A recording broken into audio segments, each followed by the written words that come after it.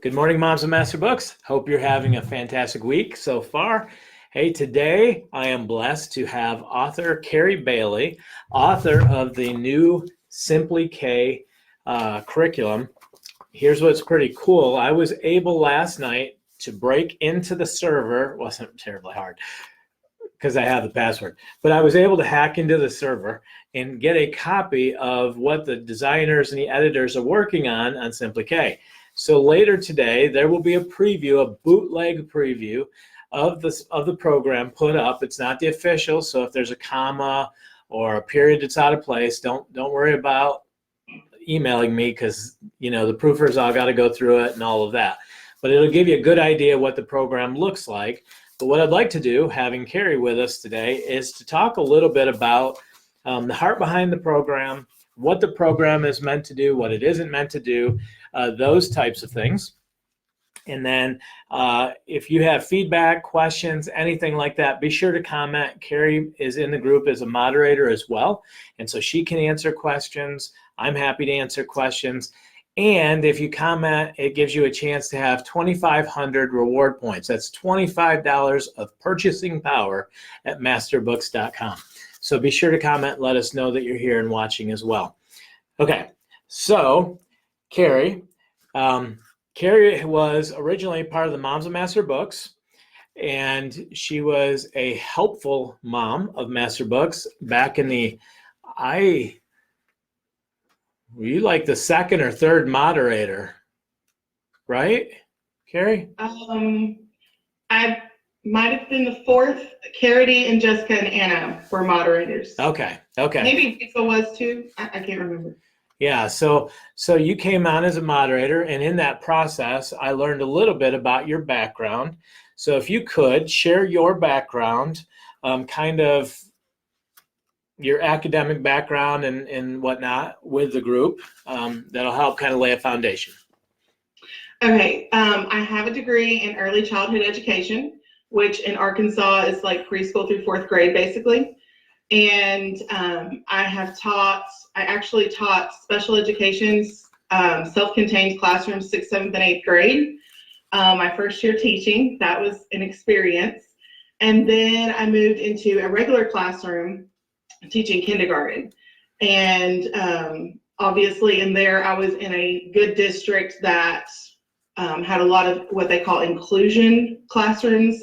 So you would have students with autism and just sensory difficulties or any other difficulty. And one year I had almost half of my class were like speech students or needed to be in speech. So with kindergarten, it's kind of one of those things, unless they're already receiving services, a lot of times you don't know what you're getting until you get in there. Yeah. So it definitely was a great experience for me.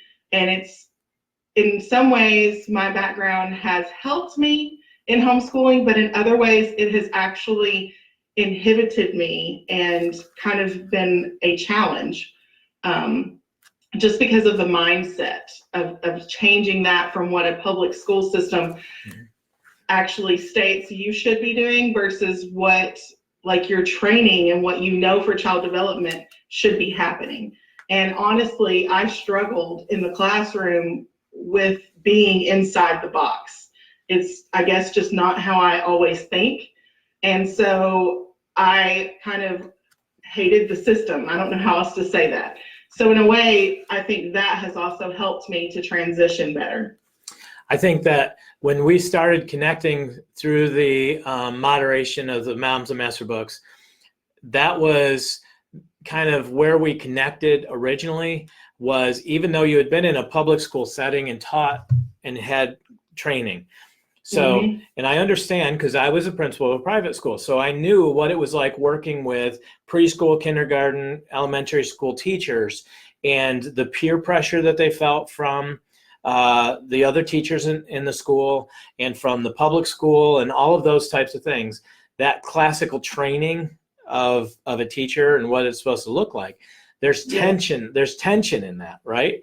So, absolutely. But even though you had that background and that experience, we also shared a lot of the same philosophies as far as students go. Yes. And so that was the original introduction with Carrie into Master Books, was with the Moms of Master Books moderating, finding out that she had teaching experience and certification and qualification in putting together a kindergarten curriculum, but she also had an openness to the Master Books method. Right. So it leads us in a little bit to the philosophy, and I'm going to say kind of my view on it, and then I'm going to let you address what you think, and you're welcome to disagree with me. It's okay. We'll remove you from the group, but you're welcome to disagree once. So yeah, that's not true. Twice. Okay. So the thing about kindergarten is it's probably the most diverse age imaginable. You have all these children with different emotional, intellectual, motor capabilities, right? So no one 5-year-old fits into a box at all. I can make 15-year-olds fit into a box better than I can 5-year-olds, because everything's so different. The child's own emotional growth and all of that, the parents' abilities and stimulation from outside forces. So, but yet it's one of the most intense times, because moms of kindergartners tend to bring the most pressure that their kindergartner needs to function like the top performing kindergartner on the block.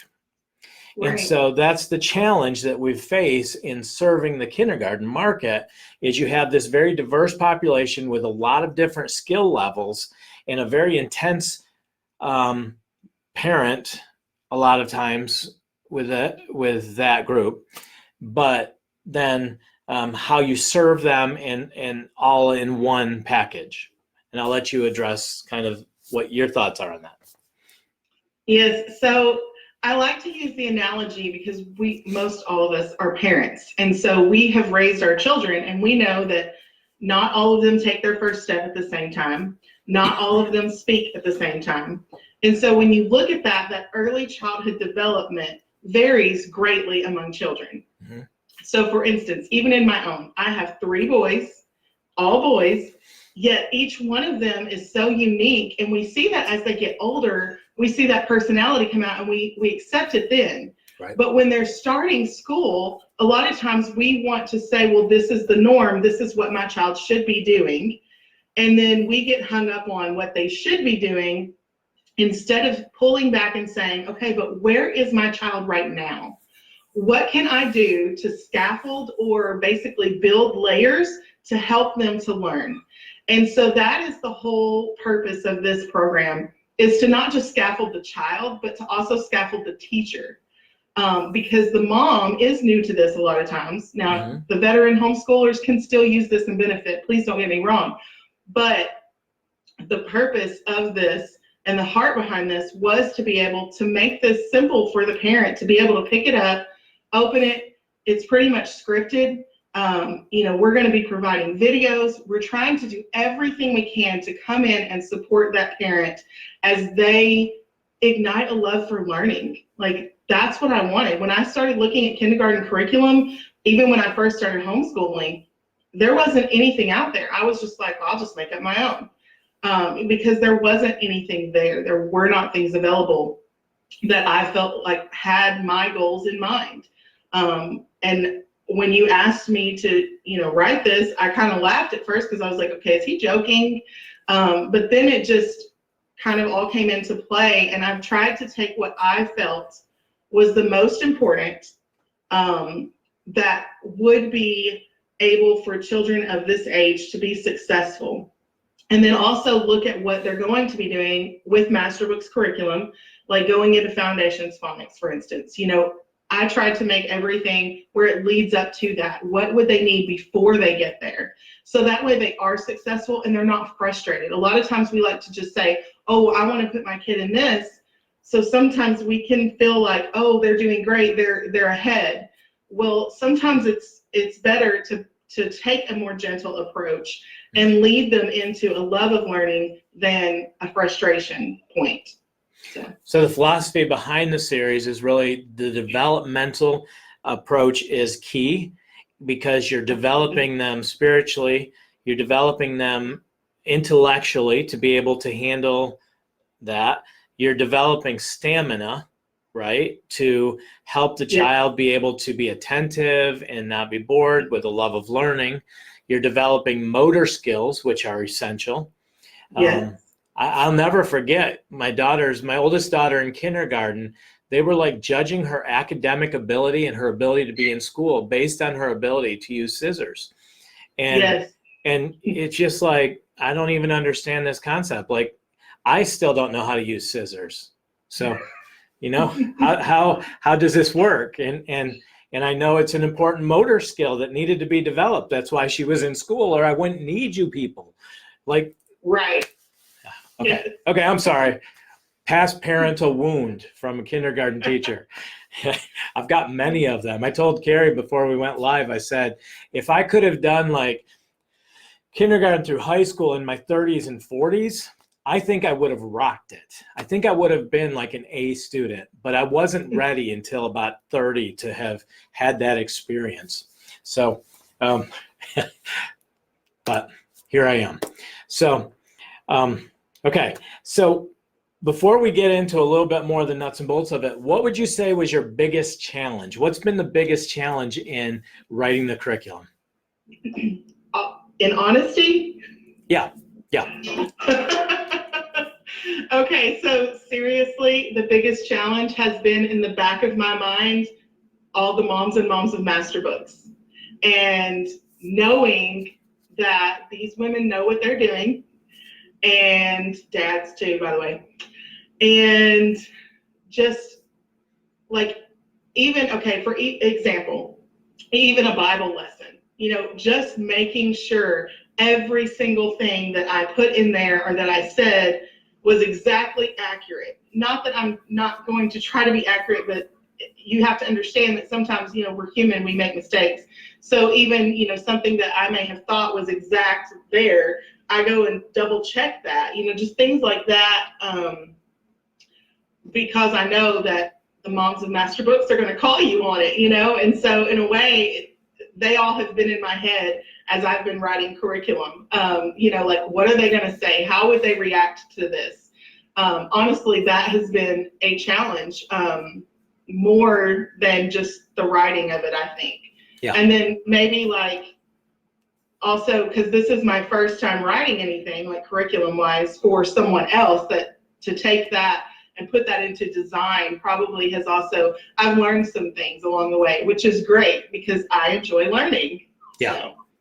The process for Master Books, because one of the things that we're so focused on here, it really is the 80-20 rule. If you're not familiar with the 80-20 rule, it's something in business that is key to helping people. I think it's essential to helping people in life, but essentially what it is 80% of your effectiveness in life comes from 20% of the things that you're doing. And a lot of times in life, we tend to focus on the 80% of things, the minutia, if you will, that produces the least amount of results. It produces 20% of the results in our life. Well, schooling is that way too. We spend all this time doing busy work and seat work and all these things. 80% of our time is spent on activities that only produces 20% of growth. What if we focused on 20% of the activities that helped produce 80% of growth in a student? And that's the Master Books philosophy. What else is unique to Master Books is that we do have a focus group, if you will, of 15,000 moms, almost 15,000 moms, and users who tell us when it's working and when it's not working. That's why we use the tagline, homeschooling for the real world, because we're getting real world feedback from homeschoolers. This is what's happening in the classroom, what's working, what's not, what's resonating with the masses, and what's excelling. And so now, especially in like this last year, to see test scores is exciting to us, because people can say, is it enough? But now we can say, yeah, but do you see the test scores? Do you see the happiness in the home? Do you understand the emotional health of the student? All of those things. When we look at designing a curriculum, like Carrie said, it definitely weighs on us when it hits the mass population of the moms of Master Books. How will it be received? Will they understand the heart behind it? Will it be a success? I truly believe this is going to be a success for kindergarten. I do think it's important, though, that parents understand the heart behind it, that it's not meant to give them good SAT scores in kindergarten. It's meant to develop them for a life of learning. And so that is why we call it Simply K. It's not a intense K. Maybe at some point we'll develop an intensity K. But right now, the Simply K, developing the approach. So there's 4 components, right, Carrie, in this course. Yes. That we focus on in each lesson. So let me start first. It's 36 weeks of kindergarten. And when we say kindergarten, that is an average approximation. I got to stop putting my hand in front of your face. You can't see it, but I keep like covering your face with my hand. Okay, so the kindergarten is typically your age 5, right?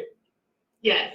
But we could be a 4-year-old that was advanced, or a 6-year-old that maybe took a little bit more time to be ready. So we use that kindergarten is a broader term. 36 weeks, 3 days a week?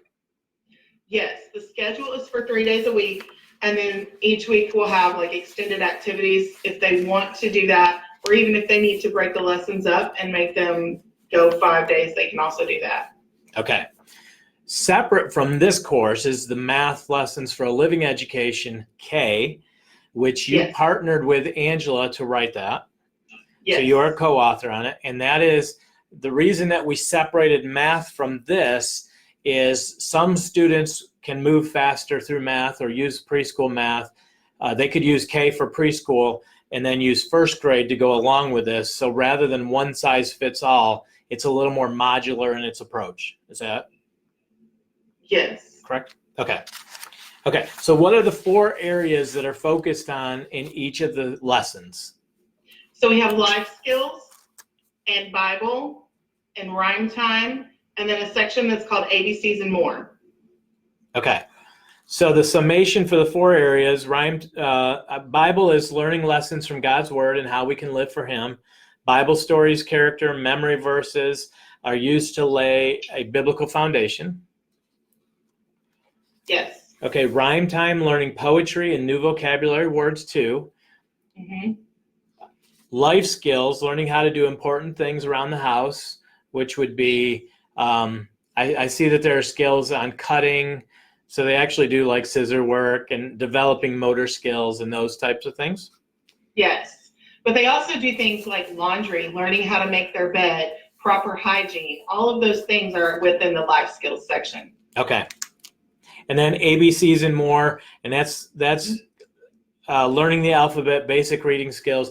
That's kind of a prep introduction. It doesn't replace foundation phonics, right? No, it leads up to foundations. So before you get to like foundations, I think it's lesson 3 or 4, they start blending words.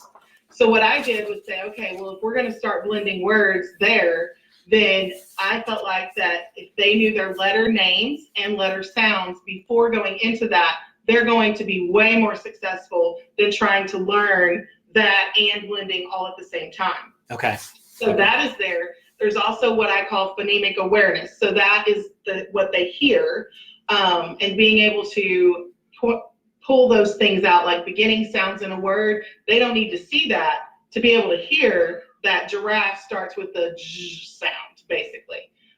We also use like the poems are for phonemic awareness as well. That rhyming is a huge thing for phonemic awareness, and it's covered throughout the entire course. Okay.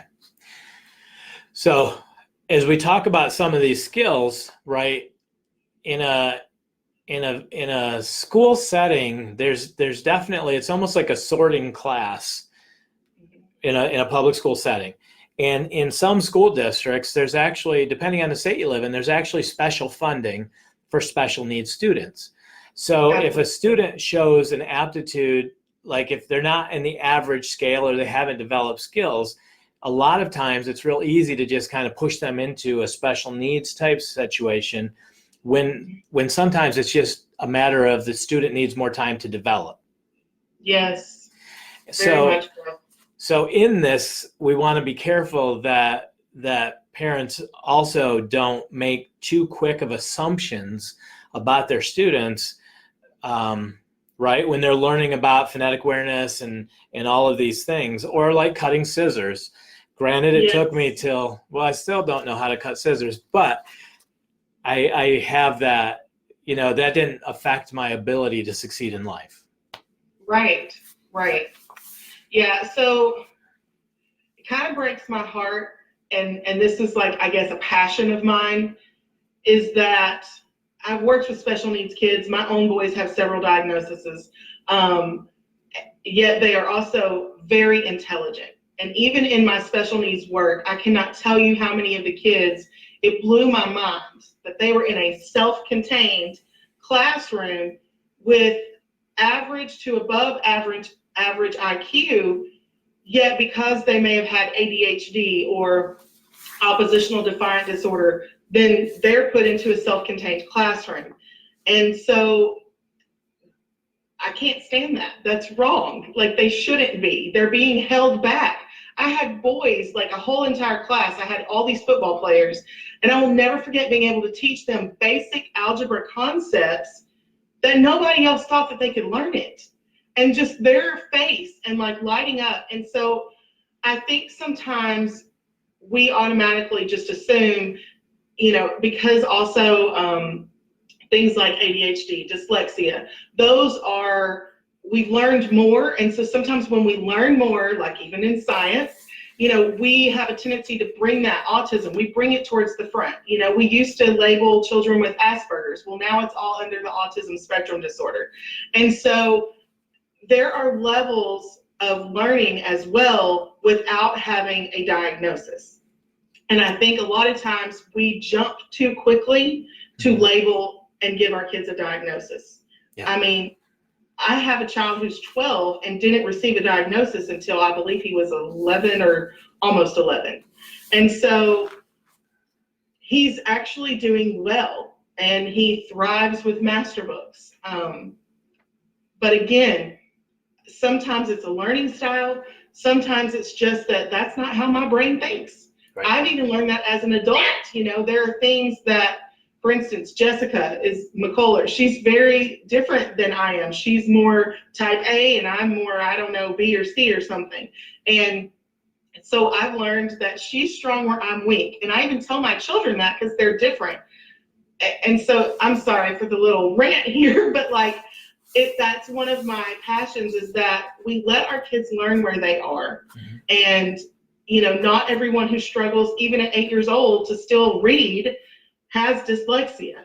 And I see it all day long of everyone, not just in this group, but other places. Everyone thinks that everybody nowadays has something wrong if we aren't learning to wear the education standards, who, by the way, are politicians saying what should be happening. They're not teachers, they're not educators.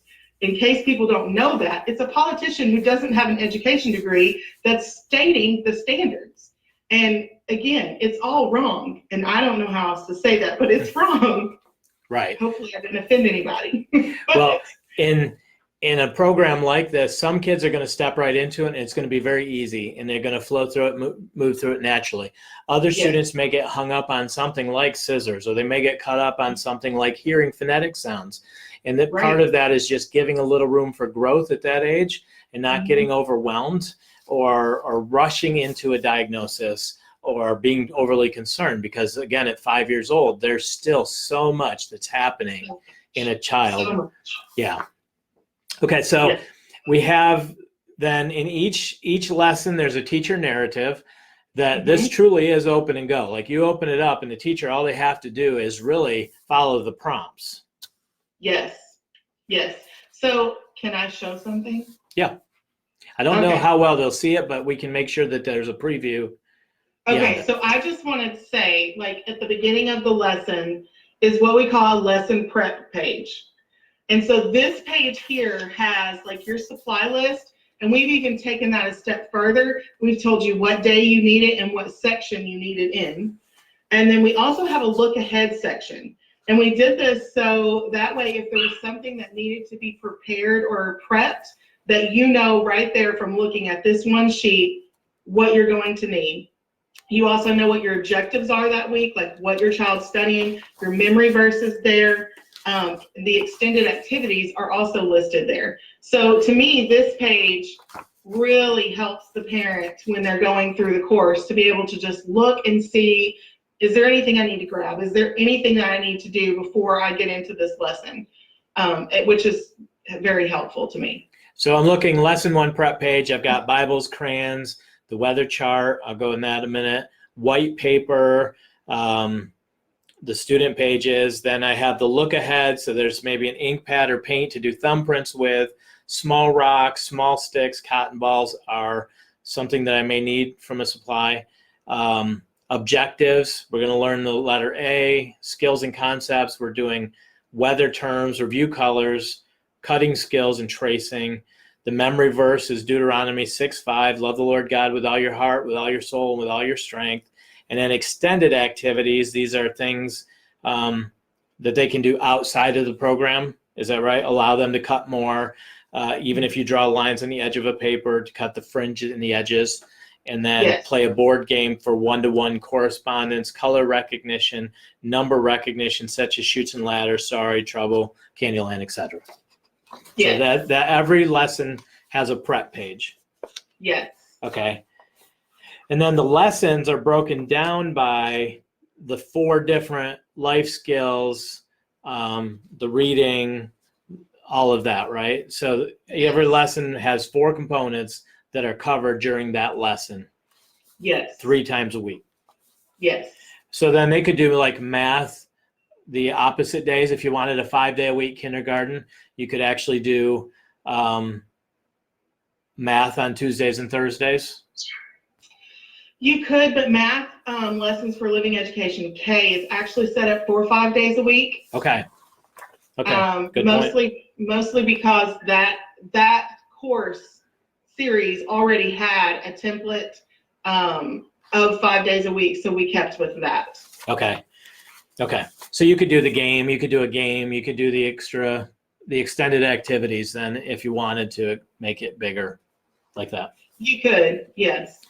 Now, in the front matter, there's elements in the course. So there's ABC chart, ABC cards, and mini books. What are those? Okay, so I actually have another sample here. So the mini books, and this is just a page, these are going to be in the back of the book. They should be, I think, a little bit thicker paper. If anybody has the Bugs book, that thicker cards in the back. And so basically what you will do is you're going to cut this out. One of the things, there's also like a course supplies list, is for the child to have a book basket or bin. It can just be anything. I mean, these are not going to be very big books, like they're going to be that big. So it's handheld for the little student. But you are cutting those apart and keeping those, and they use those within the lesson each week. This sets them up. It's what I call concepts about print. So you are modeling it first for the student and doing what we call a picture walk. So you walk through so they understand that the pictures are cues and clues for them. And then it leads on, if you have like on day 1, you're doing that picture walk and then reading it to them yourself. And then day 2, they're actually going to take their mini book and they're going to highlight the letter of the week throughout that book. And then you will reread it to them. And then on day 3, you reread it to them and they can put it in their book basket. If you feel like your child is an advanced kindergartner, then they have the option to be able for you to hand them that book and see if they can read it on their own. Now, these are simple things. It's like C, cake, C, camel, things like that. So they can be successful, but that will help them when they get to foundations and begin reading. Right.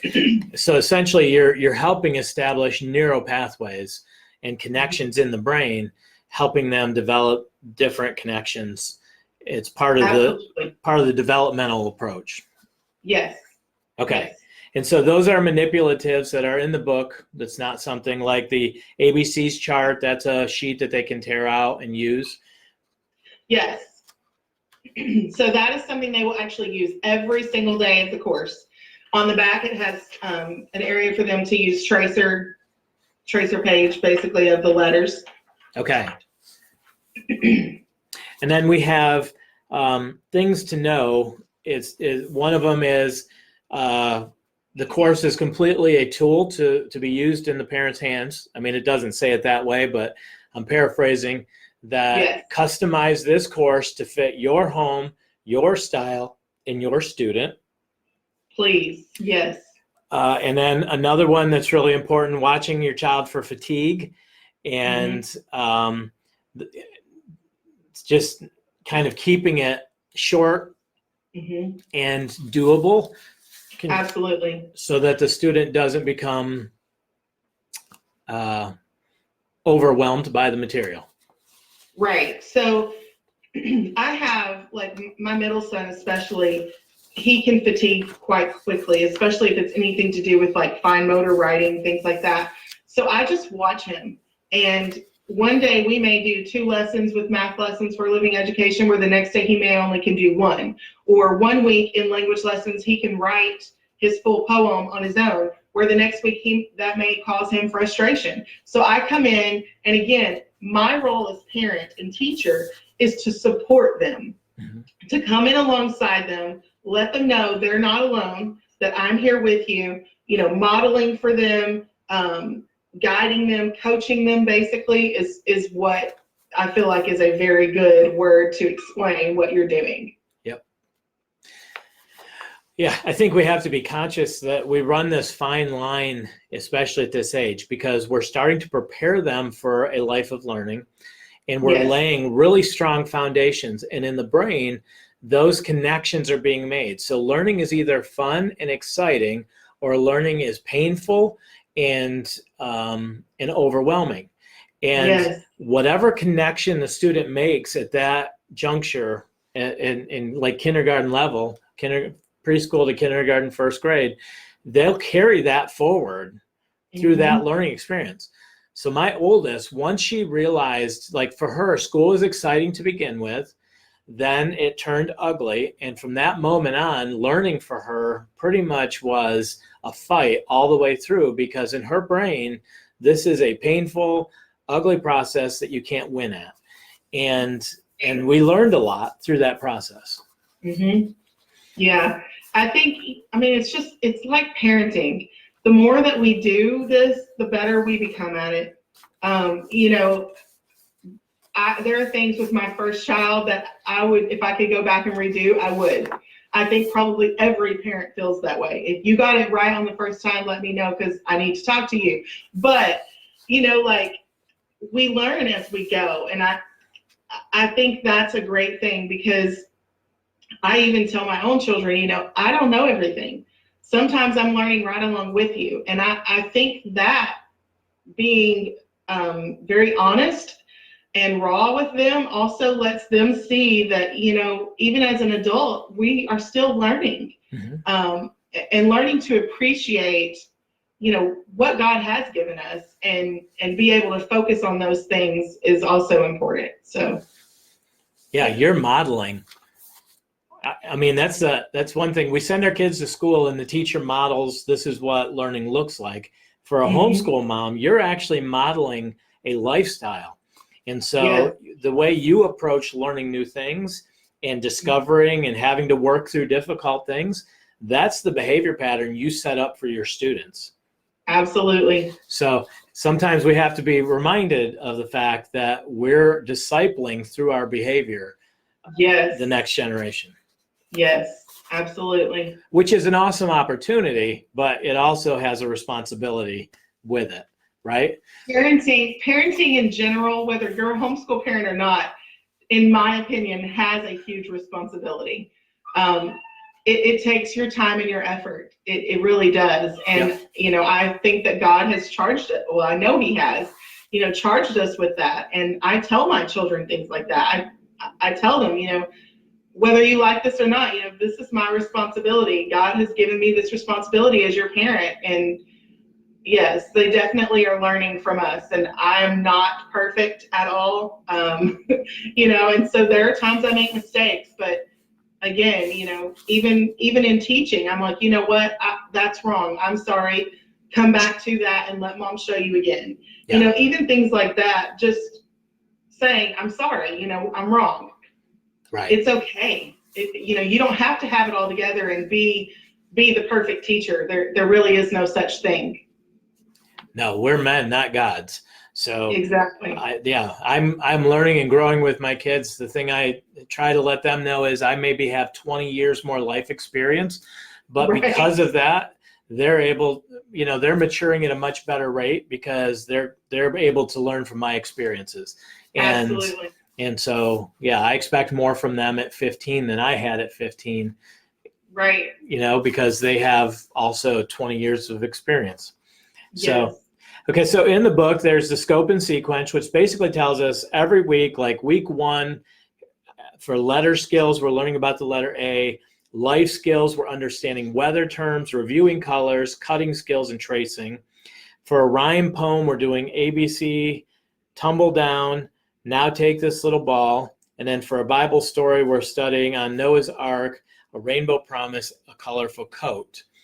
And so you can go through and see over the 36 weeks what skills are being reviewed, what's being taught, and you could easily add to this and build this, reinforce this if you wanted to.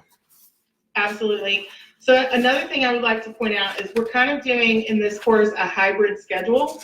So I know everyone's familiar with the Master Books schedule in the front of the book. So we're actually using the scope and sequence, and you'll have a section at the side that will have like week 1 and then, you know, every section what you're doing. And then you'll have an area where you can put a due date or a check mark, whichever you prefer.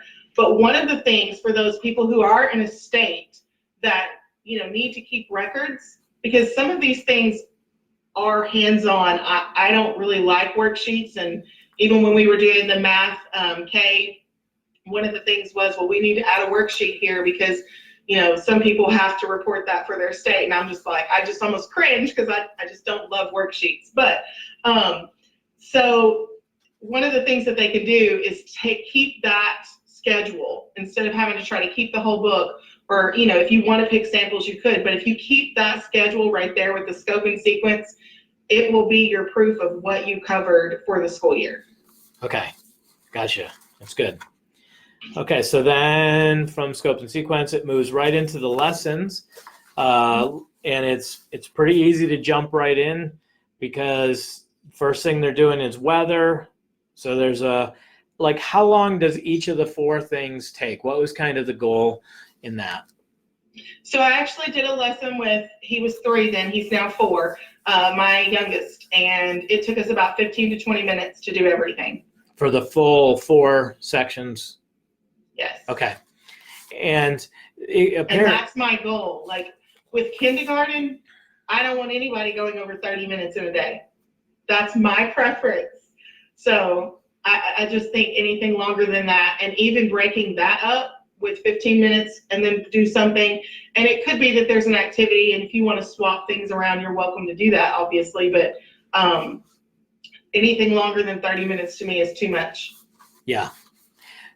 So they could break it up. They could do like life skills, go and play, get a snack, do the Bible lesson throughout the course of the day. They could intermix it. It's not, they don't all have to sit and do it at one time. Correct. Okay. Bible translation. NIV. Okay. And parents are certainly encouraged, if you use another translation in your home, certainly encouraged to do that. One of the important things to understand about translations is there's different ages that they're appropriate to. And so KJV is 12th grade and up in comprehension level. I know like NLT is a 3rd grade level. Some of the New American Standard, ESV, I believe are 9th, 10th grade and above. So I know NIV is one of the more easily read translations. So, but what we would encourage as a family, if you are a KJV family, to definitely take the opportunity to also read it in the translation or just read it in that translation. And if there's a difference, explain the difference and work with your student at that. It's a great teaching opportunity. But that's right. Why we use a translation that's easier. So a lot of the actual Bible lesson gives them the scripture reference for them to read. Okay. Because I feel like it's also important for our children to learn that we're actually reading from the Word of God and not just a piece of paper. And once one of my boys, I got tickled because they said something about my Bible, I guess, didn't look like what they thought a Bible should look like. So they didn't even realize I was reading the Bible because it didn't look like what they thought. So I think that's important for us to, impart to our children. Yes. Yeah. Okay.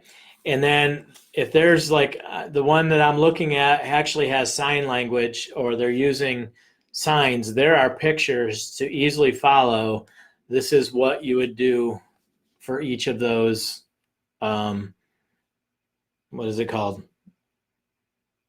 Signs? Gross. Oh no. Yeah. Nope, you're good. I think you're back. Are we there? I think so. Uh-oh. Is it frozen up? It's showing. I have sound, I just don't have image. Well. Oh, are we there? Yes. Yep. Okay. So I was just going to quickly say on the pictures, basically I used one of my kids. We were trying to do sign language, but it just became too wordy for me to explain to you.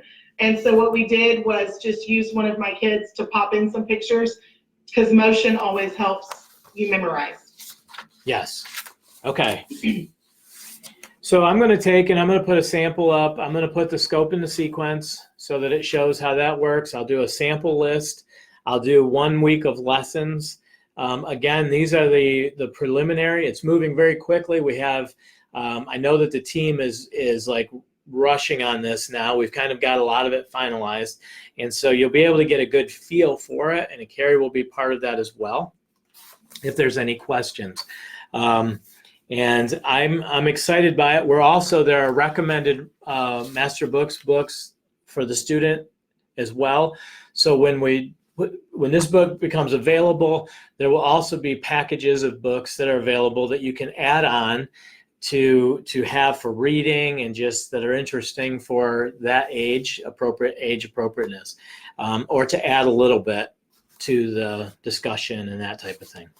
So anything you'd like to add, Carrie, before we close out? I don't think so. Good. I think I'm good. Well, we did last week. My wooden man fell off the TV, sustained serious injuries, and it was just a stressful time for us. So this week he's been secured better to the wall, I believe, and we're happy he made it through the whole presentation. But well, Carrie, thank you for joining us, and we thank you for. It's not easy to create a work and then let go of it and allow the public to see it and critique it. I mean, we all love it when it's praised. It's hard to take the critique and those types of things. The heart behind this is really, it's not short-term thinking. It's long-term thinking. It's develop good skills for your kindergartner so that will set them up for a life of learning and a joy in learning. And so we certainly do appreciate Carrie risking herself to create a curriculum based on her experience and the training that she's received, to also put it out there for the public to see and use and have to be, have it go public. But I'm excited by it because I really do think that it does what the heart of Master Books is: homeschooling for the real world, developing a joy of learning. Definitely ink on paper to impact eternity. This is very faith-based, interwoven, laying a foundation for that. So be sure, if you have questions, to add it in the comments. Carrie and I will go through and make sure we can answer any questions we have. And we hope you're having a blessed day. And if you're starting kindergarten, this program, just address real quick, because the layout and everything else, we're really trying to hammer out the details quickly and as best we can. The release date was pushed back a month. But what we will do with this program is if you've pre-ordered it or you pre-order it now, as soon as the digital file becomes available, which will be sooner than the physical book, we will email you and we will give like 3 to 4 weeks ahead of time so that you have the digital file to use. So if you're starting kindergarten, as soon as this is available, you'll have the files to be able to print off the sheets that you need for the student and to start kindergarten with. Irregardless, we'll make sure that you have that. Okay? So again, thank you, Carrie, for joining me. I appreciate it. I appreciate the work that you do and moderating and the moms of Master Books and the countless families that you've helped with encouragement and that type of thing. You also work with the special needs, the Moms of Master Books for Special Needs. We have a group specifically for that. And so you're part of that group. And we're excited. And you are a fellow Arkansas citizen, so go Hogs. Yeah. That's what you say, I guess. Ooh, Big Suey. All right. You're really making me laugh. Oh, that's funny. Well, good. Well, God bless you guys. We will talk to you later. Have a fantastic week. Talk to you Teaching Tips Thursday. We'll be talking more about setting up your school for a successful 2019-2020 school year. And we're excited about what God is doing and showing us in different families and building upon that. So we'll talk to you later. Bye-bye.